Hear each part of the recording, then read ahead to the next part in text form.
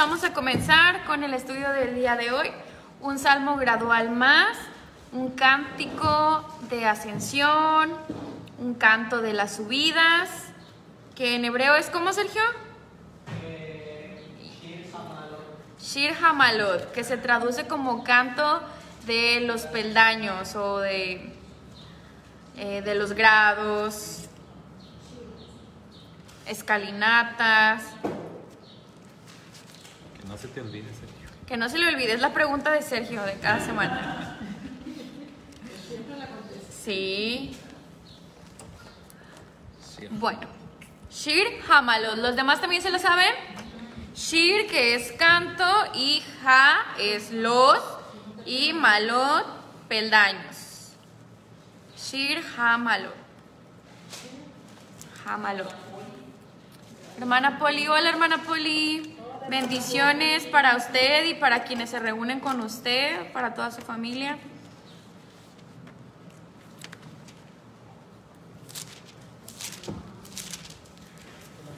Hermana Ketita, ya llegó la hermana Ketita.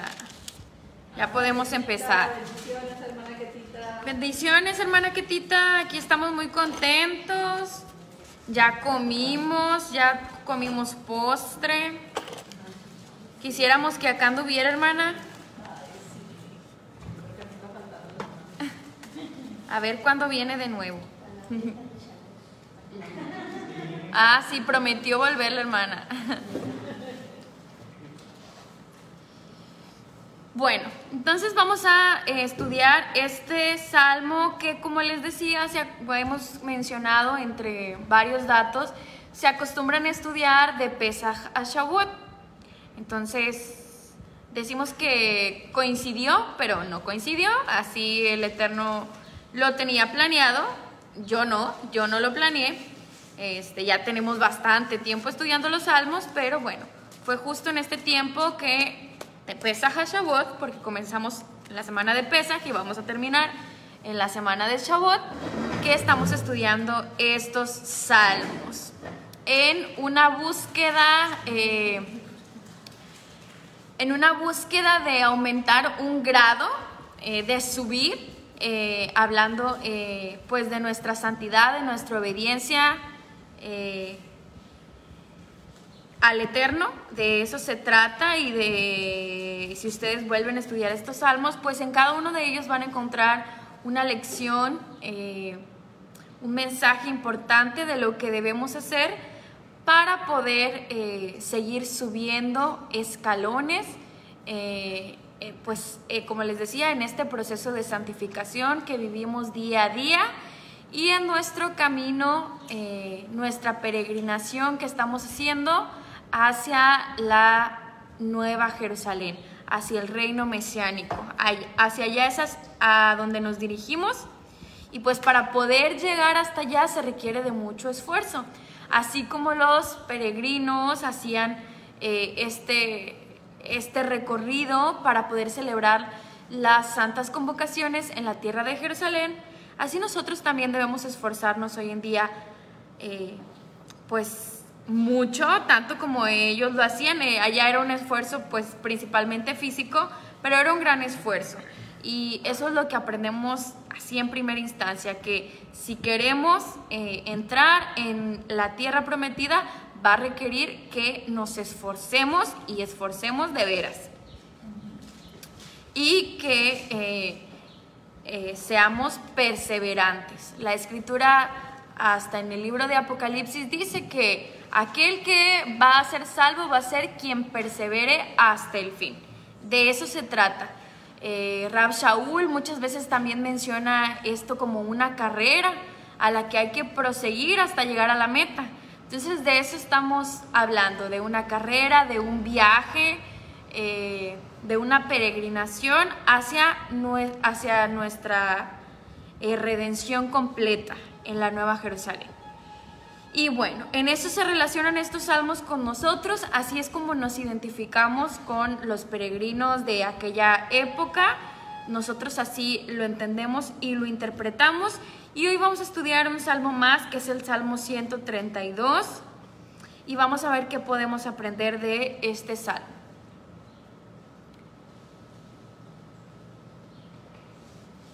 Dice la hermana que allá nos espera en diciembre, la hermana Ketita, que ya está contando los días para ver quiénes van a querer ir a Guadalajara, que los quiere todos allá en su casa. Y ya se apuntó la hermana Hilda, ya levantó la mano. Bueno, vamos a retar un transpaís. Amén.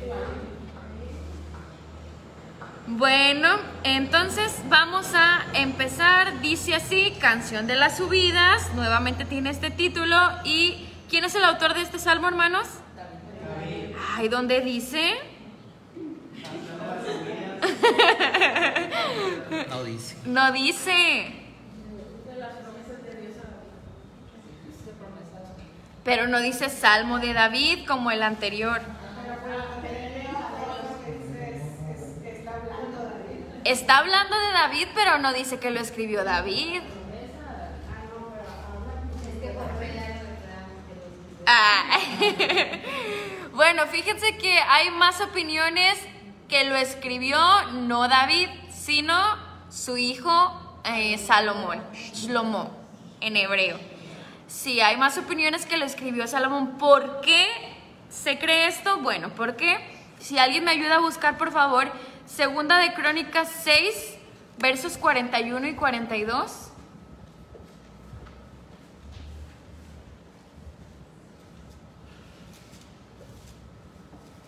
Segunda de Crónicas 6, 41 al 42. ¿Quién lo encuentra primero?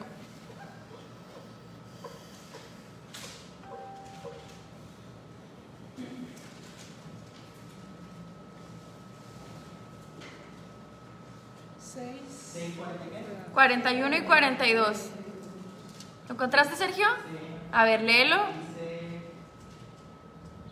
Dice, y ahora levántate, oh Yahweh Dios, sí, para entrar en tu descanso, tú y el arca de tu fuerza, que tus sacerdotes mismos, oh Yahweh Dios, sean vestidos de salvación y que los mismos que te son leales se regocijen en el bien. Oh Yahweh Dios, no vuelvas atrás el rostro de tu hijo, oh, acuérdate, sí, de las bondades amorosas para con David, tu siervo. Muy bien. Entonces, esos dos versos, 41 y 42, son los mismos versos del Salmo 132, los versos 8, 9 y 10. Lo que acabamos de leer en Crónicas aparece acá en el Salmo 132, versos 8, 9 y 10. ¿Ya lo vieron? Bueno, son los mismos. Y entonces esos versos los escribió Salomón cuando se iba a hacer la dedicación del templo. Ya una vez que está construido el templo y que se va a dedicar, allá en Crónicas, Salomón dice estas palabras. Entonces son las mismas que aparecen acá en el Salmo 132 y por eso se cree más que lo escribió Salomón. Entonces, bueno, ahí está una opinión, pero como no aparece el autor, pues no vamos a asegurar que fue Salomón, que fue David, pero bueno, es un argumento que usan quienes creen que lo escribió Salomón. Bueno, ahora sí vamos al contenido del Salmo y comienza diciendo, oh Yahweh, yo tengo la versión israelita nazarena, dice, oh Yahweh, acuérdate en favor de David, de su extrema abnegación. Ayúdenme a leerlo en otras versiones. Acuérdate, oh Yahweh, de todas sus humillaciones. Oh Yahweh, ten en cuenta David todas sus aflicciones. Ten en cuenta David y todas sus aflicciones, ok. Yahweh, recuerda a David toda su mansedumbre. Ok, recuerda a David y toda su mansedumbre. Recuerda, oh Yahweh, a David toda su aflicción. Y toda su aflicción. Ok, acá dice su extrema abnegación, la israelita nazarena.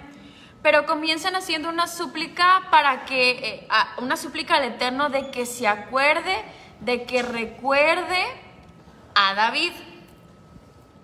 Entonces por eso no pareciera que lo está escribiendo David mismo, sino alguien más que está diciendo, oh Eterno, acuérdate de David y de sus aflicciones. Acá, ¿cómo dice esta versión?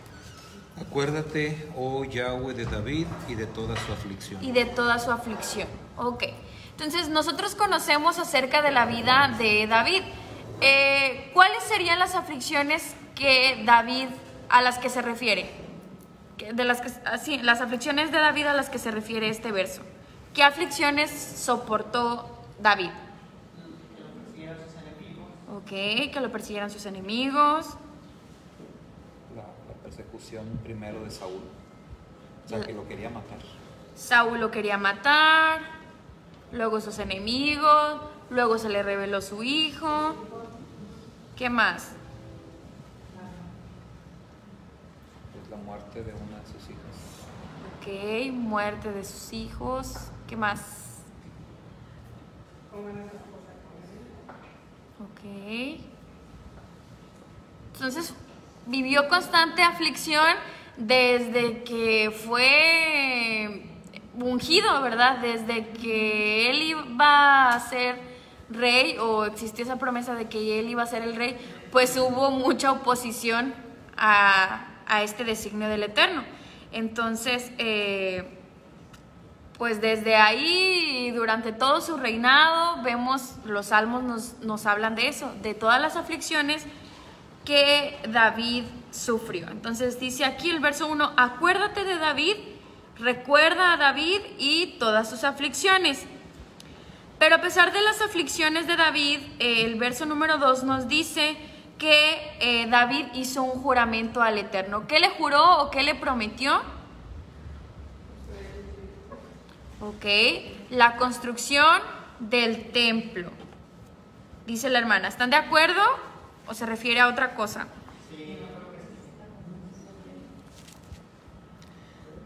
¿Lo que dice el Salmo? Sí, lo que dice el Salmo.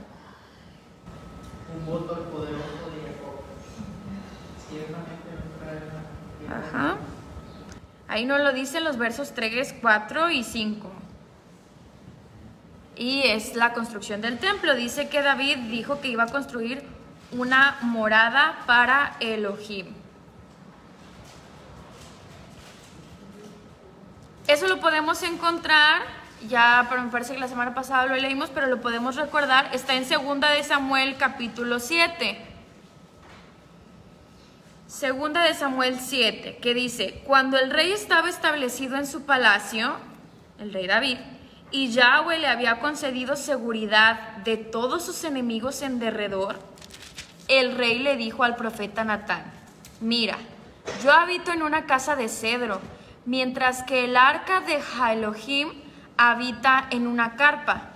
Natán le dijo al rey, ve y haz todo lo que tengas en mente, que Yahweh está contigo.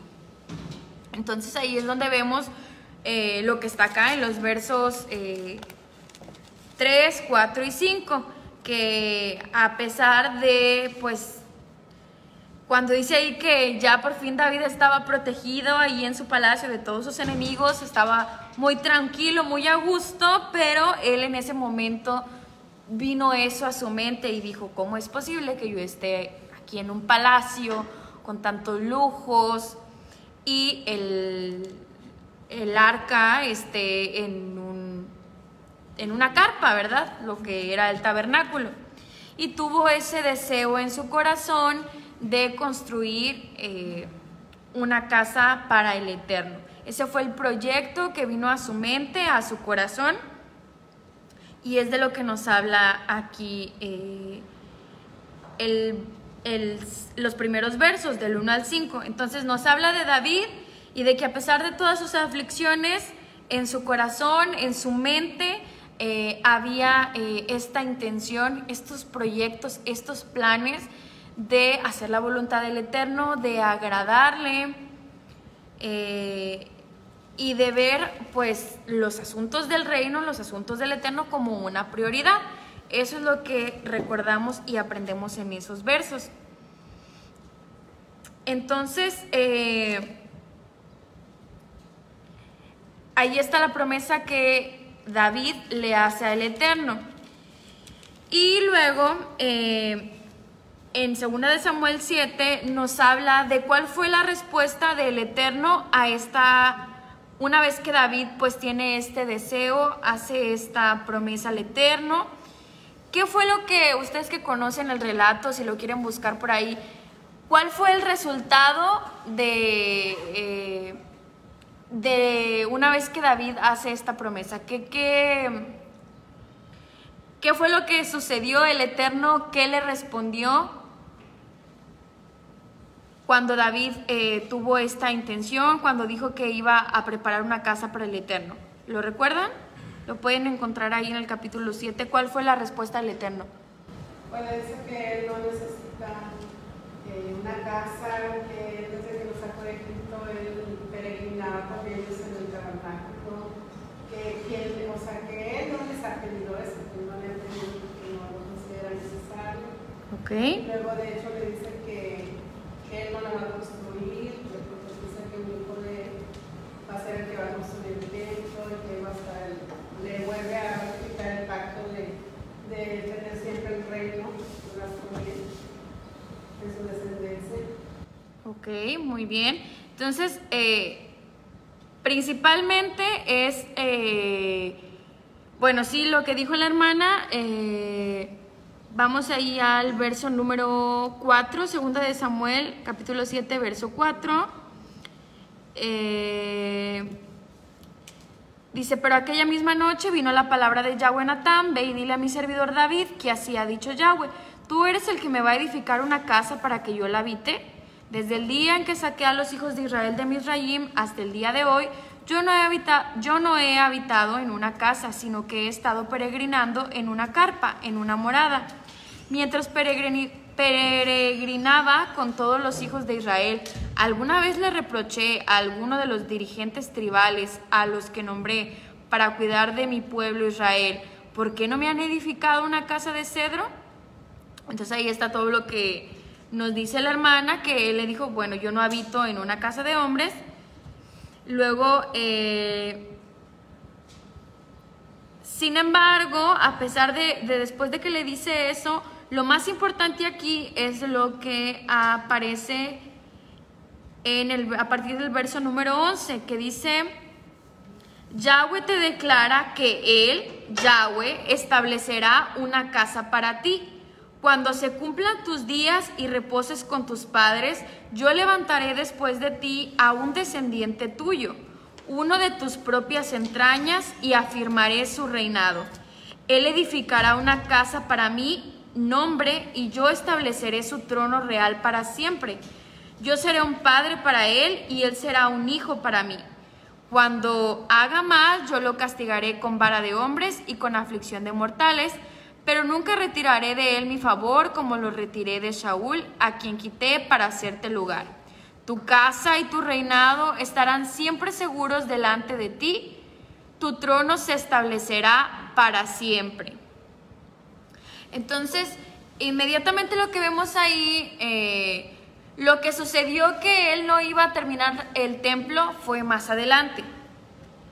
Porque como quiera el Eterno le permite a David pues que comience con este proyecto, aunque no fuera él quien lo iba a terminar.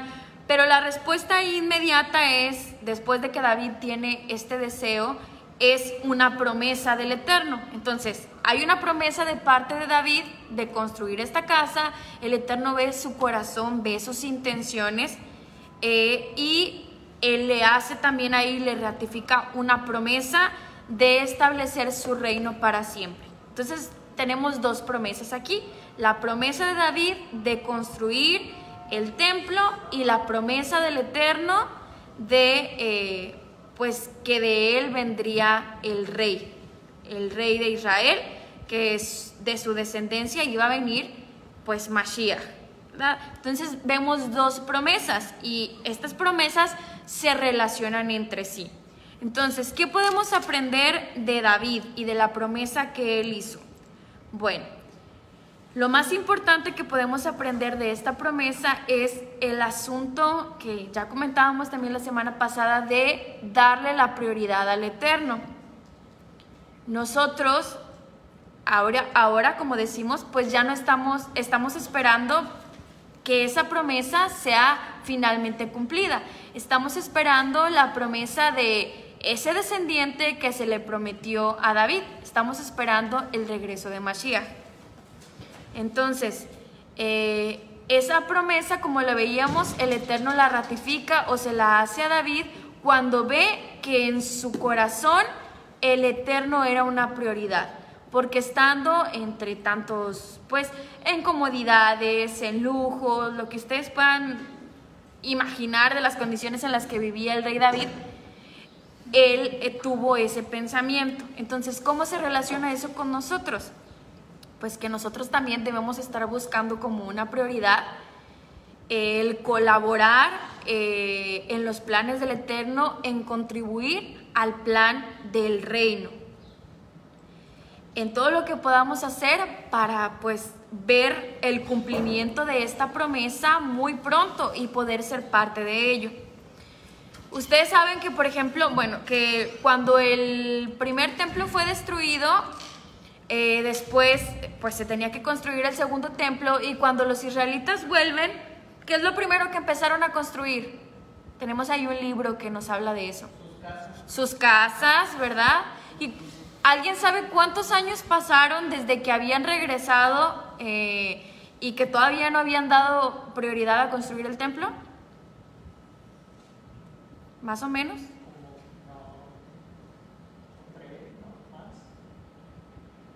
¿Cuántos? ¿3? No, son muy poquitos.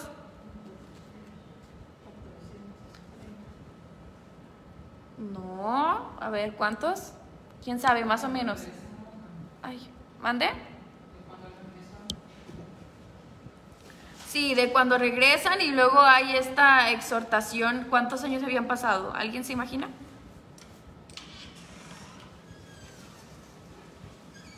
Más o menos. 60, ¿no? Si no es adivinanza. No, sí es cierto. 60, 70, ¿quién da más? ¿Quién da menos? Pues aguanta el kilo.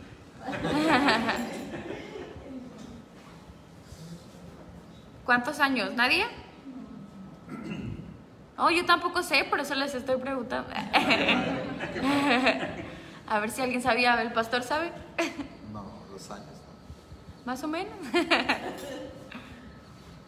Pues es que más o menos son contemporáneos, como el profeta Geo, que de los que son post-exilio, entonces pues no pueden ser muchos, como más de 100, pues no. Por ahí, vamos a investigar, pero sí, más o menos yo vi que como 100, pero ya habían pasado bastantitos años después de que ya habían regresado, y fíjense cuánto tiempo había pasado y ellos todavía estaban pues en sus asuntos, y es precisamente lo que el profeta los confronta, que ustedes ya están muy tranquilos, están nada más construyendo sus casas y no están dándole prioridad. Aquí lo que estamos viendo es la prioridad, que en medio de las comodidades que tenemos pues podemos estar, sí, muy cómodos y estar descuidando lo que verdaderamente tenemos que estar haciendo, lo que realmente importa. Y entonces aquí es donde tenemos que cuestionarnos si pues realmente estamos invirtiendo bien nuestro tiempo, nuestras fuerzas, nuestros recursos, si la mayor parte de todo esto está siendo destinado a contribuir al plan del reino, ¿verdad? Entonces, en el caso de esos israelitas que regresaron, ellos no, la mayor parte de sus fuerzas, de sus recursos, de su tiempo, estaban concentradas en construir cosas para sí mismos. Y bueno, aquí el Eterno, pues la verdad es que pues sí me habla a mí fuertemente, y yo creo que a todos, en cosas muy sencillas, hermanos, en que simplemente si ustedes se ponen a pensar cuánto gastamos a veces en nosotros, en cosas que no son tan importantes. No sé qué cosas se hayan comprado ustedes, o yo no sé, ¿verdad? No estoy diciendo que sea malo, pero simplemente es que no, a veces no tenemos la misma disposición en decir, ay, no sé, compré estos tenis de 500 pesos y no te duele a lo mejor, que a lo mejor ni los necesitas, es algo un lujo, está bien, te lo puedes dar, qué bueno, pero no hay esa disposición para hacerlo para algo que contribuye al reino del Eterno, a lo que debería ser nuestra prioridad. Entonces, en esos actos, en esas acciones tan sencillas, mostramos a qué le estamos dando más valor. Entonces, pues sí, ahí es donde mostramos esto, y ahí es donde el Eterno nos pudiera decir, oye, tú estás muy concentrado en tus asuntos. Ahí es donde esas palabras que el profeta les dijo al pueblo, pues podríamos hacerlas nuestras, esa exhortación. Y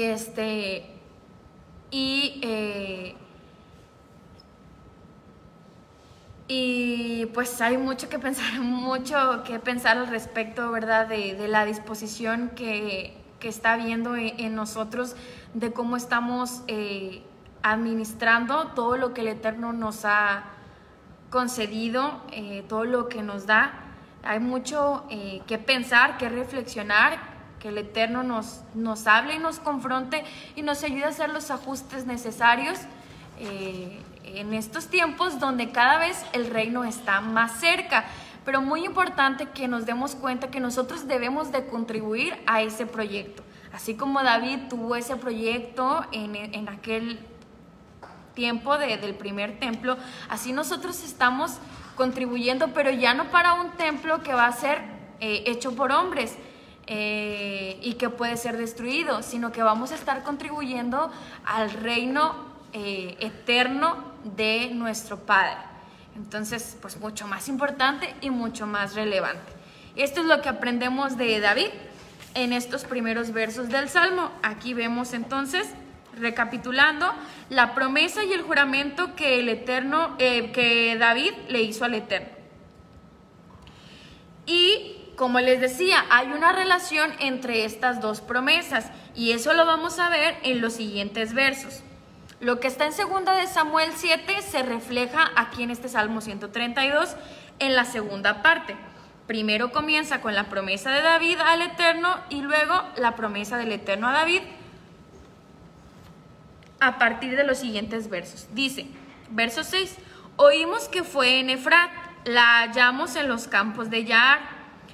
Entremos en su morada, postrémonos ante la tarima de sus pies. Esos lugares que se mencionan ahí es donde estaba el arca del templo antes. Luego dice, verso 8, adelántate, Yahweh, a tu lugar de reposo, tú y tu poderosa arca, el arca del pacto, perdón. Tus sacerdotes, ¿de qué estaban vestidos los sacerdotes, hermanos? De justicia.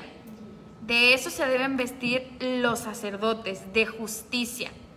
Y recordamos que los sacerdotes tenían unas vestimentas bastante imponentes, ¿verdad? Que el Eterno había ordenado.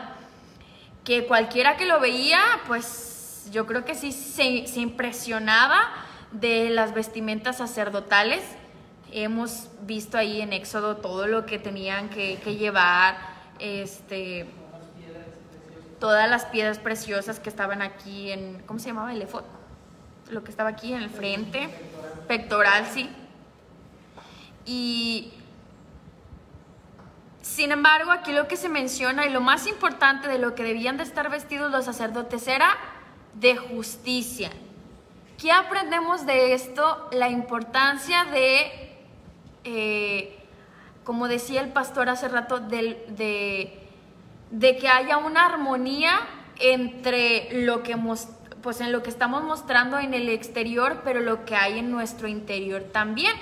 Entonces, tiene que haber una armonía, no podemos ser por dentro unos y por fuera otros, sino que todo tiene que ser sincero, no tiene que haber hipocresía en lo que hagamos. Nosotros hemos sido llamados sacerdotes y así como pues ellos, les decía, por fuera tenían unas vestimentas muy imponentes, pero lo más importante era que estuvieran vestidos de justicia.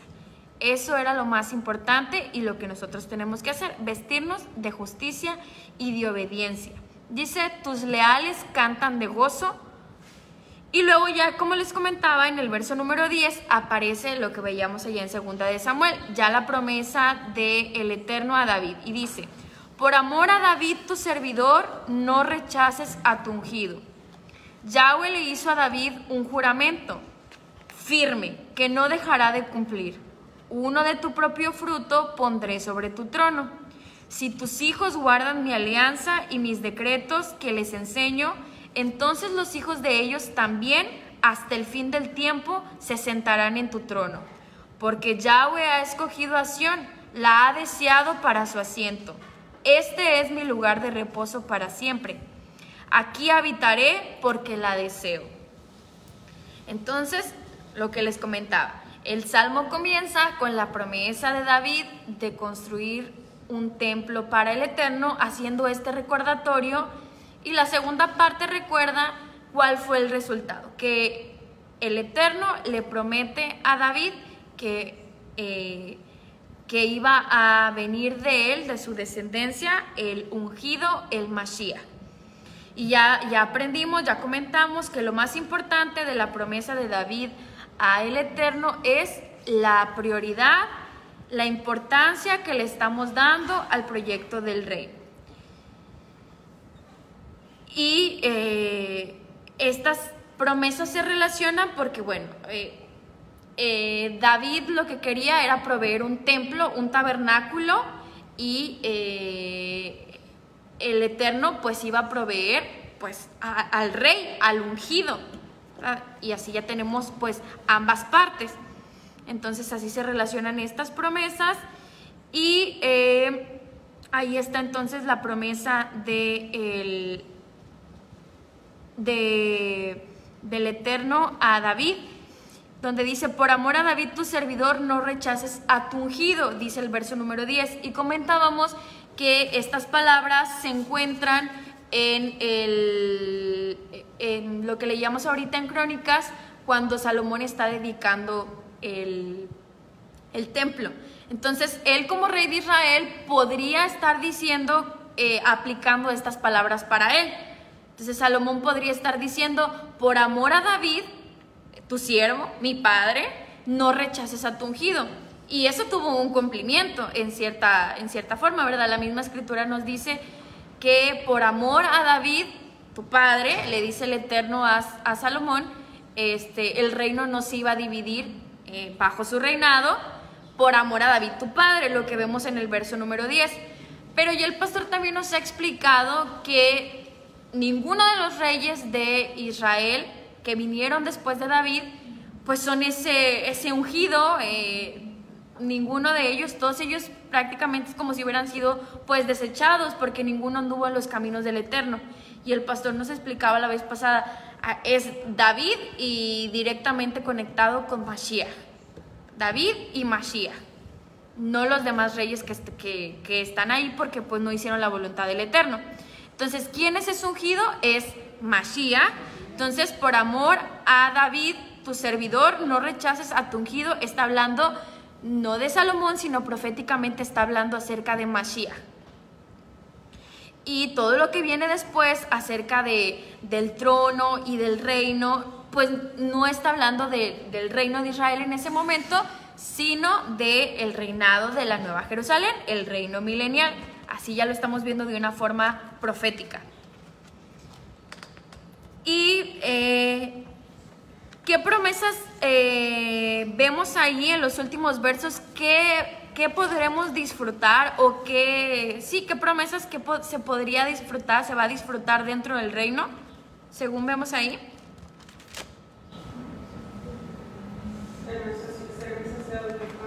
Pan, ok.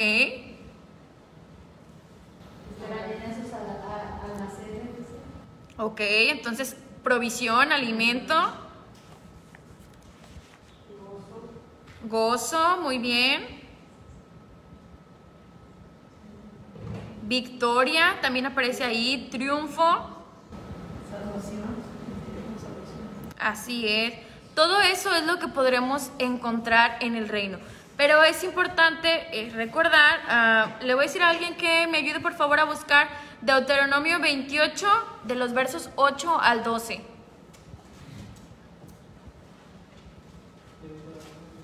...28 versos 8 al 12.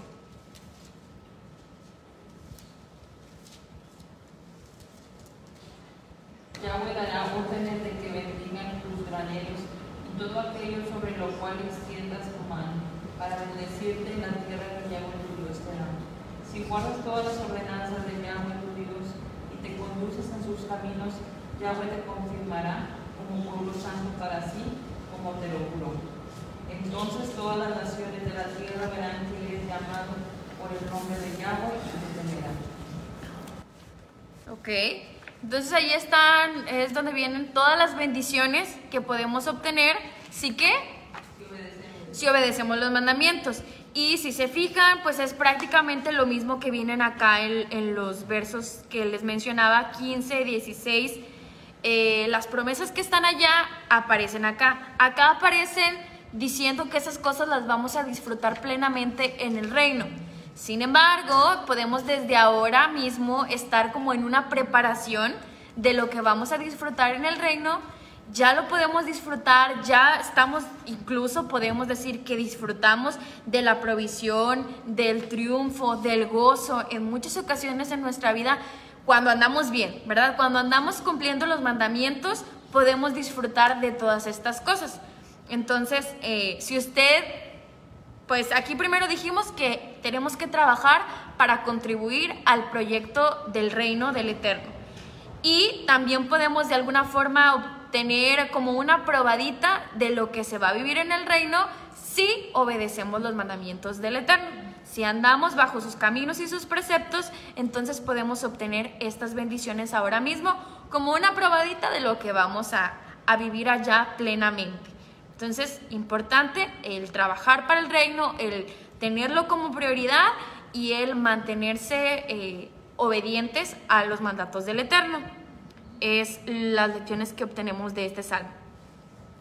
Y bueno, vamos con la parte final. Versos 17 dice: allí haré surgir. ¿Cómo dicen sus versiones? Aquí hay diferentes. Allí haré retoñar. Retoñar, ok, retoñar. Crecer. ¿Qué dice? Crecer, retoñar, pero luego ¿qué dice? ¿Un qué? Para David, un vástago. Un vástago, ok. Cuerno. Un cuerno. Falta otra palabra que también. El poder. ¿Un poder? Poder. Dice, allí haré retoñar el poder de David. Ok. Poder, cuerno. ¿Qué más? Vástago. ¿Tienen otra versión? Léanme más. ¿Cuál falta? Lavín dice cuerno también.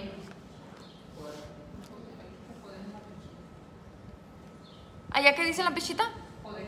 Poder también, sí. Poder, cuerno. Ok. Y luego, ¿qué dice para David? ¿Qué más dice? Y encenderé lámpara a su ungido. Encenderé lámpara ungido. Ok. Entonces, desde donde dice ahí haré retoñar. ¿Quién es ese retoño? ¿Cuál es la palabra en hebreo para retoño? Ya la hemos dicho anterior. Netzer, ¿verdad? Que se refiere, según la profecía de Isaías, a Mashiach. Entonces, Netzer, el retoño, es Mashiach. Y luego dice un poder o un cuerno. Entonces, la palabra hebrea en realidad creo que es cuerno. Es cuerno, ajá. Pero haciendo referencia, yo entiendo así como a un poder, como yo lo relaciono como en Daniel, que habla así como poderes, como reinos. Entonces por eso yo creo que unas versiones traducen como poder, pero en hebreo dice cuerno. Bueno, ese poder, ¿quién es? Mashiach. Mashiach es el retoño, es el poder, y también aparece ahí, dice, he preparado una lámpara. ¿Quién es esa lámpara? ¿Qué hace una lámpara? Alumbra, da luz. ¿Y quién dijo que él era la luz? Mashiach. Entonces en ese verso, por lo menos como retoño, como lámpara, como cuerno o como poder, y finalmente como ungido, como Mashiach, ahí encontramos pues estos 4 nombres o estas 4 formas que están refiriéndose a Mashiach, nada más en ese verso 17. Entonces por eso lo vemos así de una forma profética y no histórica aplicada a Salomón o a quien lo escribió, porque está haciendo referencia pues al reino eterno, al reino venidero. Y verso número 18 termina hablando también acerca de los enemigos. Dice, vestiré a sus enemigos ¿en qué? en desgracia. Viene, por si se nos andaba olvidando, por si a veces no nos acordamos de las consecuencias que podemos obtener, o si nos desviamos del camino, si nos apartamos, si no tenemos como prioridad el reino, si no somos, no estamos comunicando el mensaje correcto, como decía el pastor hace rato, si no estamos siendo sinceros con lo que hay en nuestra mente y lo que externamos al mundo, entonces pues puede venir sobre nosotros desgracia. Así que mejor firmes a corregir lo que haya que corregir y perseverantes. Y bueno, ese es el destino para quienes desobedecen los mandamientos del Eterno, mientras que sobre Mashiach brillará ¿qué? Su corona. Así es. Mashiach brillará eternamente y para siempre. Él va a ser la luz que alumbre en la Nueva Jerusalén y pues nosotros seremos alumbrados, iluminados por el Eterno si hacemos lo que nos corresponde y perseveramos para poder formar parte de ese reino. Y bueno, pues eso es todo lo que aprendemos, bueno, no todo, un poquito de lo que podemos aprender el día de hoy del Salmo 132, visto así con unos lentes proféticos. Y pues bueno, gracias a todos los que estuvieron compartiendo con nosotros aquí. Ya la hermana pone Yeshua es nuestra luz. Amén, hermana. Hermana Ketita, hermana Poli. Y no sé quién más estuvo por aquí porque son las únicas. La hermana Norma Quilano. ¿Y quién más? Pues son los que me salen. Ahí van. Bueno, hermanos, Shabbat Shalom y conéctense ahorita en la clase de Corintios, por favor.